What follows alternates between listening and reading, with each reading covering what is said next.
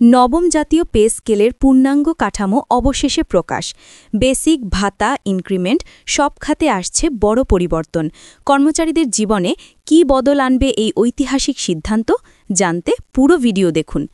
প্রিয় সরকারি চাকরিজীবী ভাই ও বোনেরা, আজকের সকালের আপডেট নিউজে আপনাদের স্বাগতম। যারা আমাদের চ্যানেলে নতুন তারা এখনই চ্যানেলটি সাবস্ক্রাইব করুন, আর হ্যাঁ, অবশ্যই কমেন্ট করে জানাবেন আপনারা কে কোন জেলা থেকে আমাদের ভিডিওটি দেখছেন। তবে চলুন কথা না বাড়িয়ে আজকের সর্বশেষ সংবাদটি জেনে নিন। নবম জাতীয় পে স্কেলের পূর্ণাঙ্গ কাঠামো অবশেষে প্রকাশ। বেসিক বেতন, ভাতা, ইনক্রিমেন্ট সব খাতে এসেছে বড় ধরনের পরিবর্তন। বহুদিন ধরে যে অপেক্ষা, হতাশা, অভিযোগ আর আন্দোলন চলছিল, সেই অধ্যায় যেন আজ শেষ হতে চলেছে।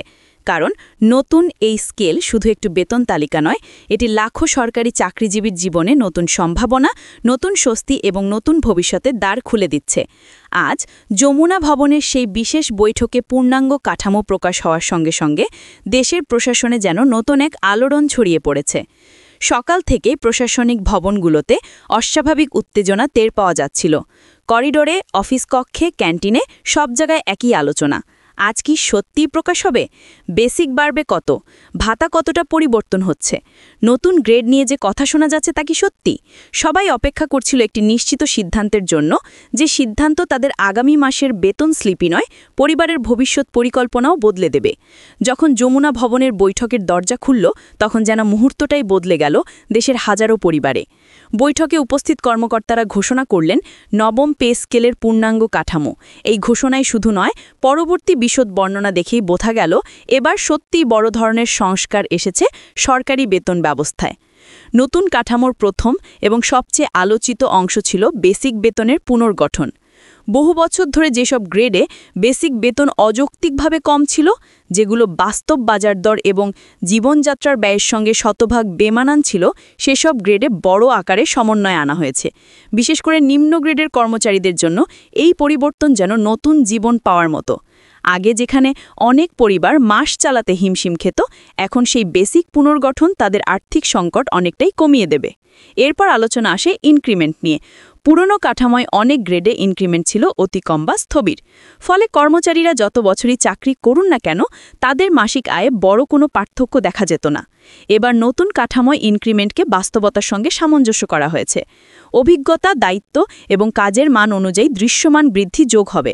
এতে চাকরির স্থবিরতা ভাঙবে এবং কর্মীরা কাজের প্রতি আরও আগ্রহী এবং দায়িত্ববান হবেন।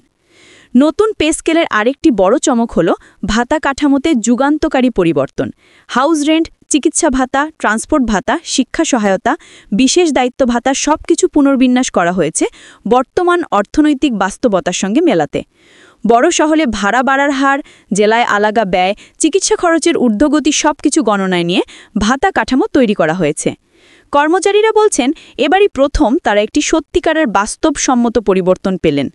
গ্রেড রিঅ্যারেঞ্জমেন্ট ছিল বৈঠকের সবচেয়ে গুরুত্বপূর্ণ আলোচ্য বিষয়। আগে একই ধরনের দায়িত্ব পালন করা দুই কর্মচারী ভিন্ন ভিন্ন গ্রেডে অবস্থান করতেন, যার ফলে অযৌক্তিক বৈষম্য তৈরি হতো। এবার দায়িত্ব অনুযায়ী গ্রেড পুনর্গঠিত হয়েছে এবং বিভাগ ভেদে বৈষম্য কমে এসেছে। প্রশাসনের ন্যায় বিচার প্রতিষ্ঠার ক্ষেত্রে এটি এক বড় পদক্ষেপ বলে মনে করছেন সংশ্লিষ্টরা। প্রমোশন প্রক্রিয়াতেও এসেছে নতুন স্বচ্ছতা। শুধু এক জায়গায় বসে থাকা সময়ের ওপর নির্ভর না করে এবার প্রশিক্ষণ, অভিজ্ঞতা, কর্মমূল্যায়ন প্রতিটি ক্ষেত্র বিবেচনা করা হবে।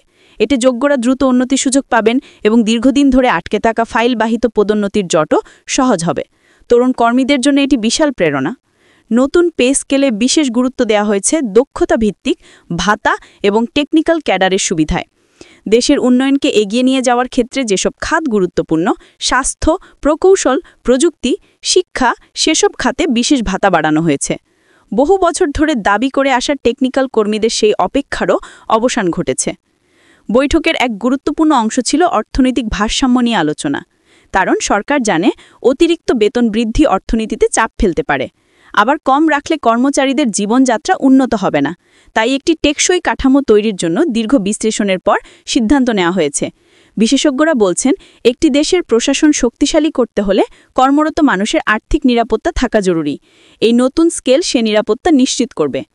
বৈঠক শেষে যখন কর্মকর্তারা বেরিয়ে এলেন তাদের মুখেই যেন লেখা ছিল এই সিদ্ধান্ত শুধু কাগজে কলমে নয়, বাস্তবে বড় পরিবর্তন আনবে। অনেকেই পরিবারের সঙ্গে খবর শেয়ার করলেন, কেউ ভবিষ্যতের হিসাব নিয়ে ব্যস্ত হলেন, আবার কেউ নীরবে ভাবলেন তাদের এতদিনের পরিশ্রম অবশেষে স্বীকৃতি পেল। দেশজুড়ে কর্মচারীদের প্রতিক্রিয়া এখন একটাই, এই স্কেল কেবল বেতন পরিবর্তন নয়, বরং সরকারি চাকরিজীবীদের জীবনে নতুন মর্যাদা, নিরাপত্তা এবং সুযোগের সূচনা। বিশেষ করে যারা কম বেতন পেতেন তারা প্রকৃত অর্থে এই স্কেলের প্রধান উপকারীভোগী। বিভিন্ন মন্ত্রণালয়ে এখন দেখা যাচ্ছে নতুন উদ্দীপনা। ফাইল, নির্দেশনা, সার্কুলার, সফটওয়্যার আপডেট সবকিছুতেই নতুন গতি এসেছে। কারণ এই স্কেল বাস্তবায়ন শেষ হলে প্রশাসন আরও শক্তিশালী হবে, সেবা প্রদান বাড়বে এবং দেশের কর্মব্যবস্থায় নতুন শৃঙ্খলা ও স্বচ্ছতা প্রতিষ্ঠিত হবে। নবম জাতীয় পে স্কেল তাই শুধু একটি বেতন কাঠামো নয়, এটি দীর্ঘ অপেক্ষার অবসান, ন্যায্যতার প্রতিষ্ঠা এবং লাখো পরিবারের জীবনে নতুন সূর্যের আলো।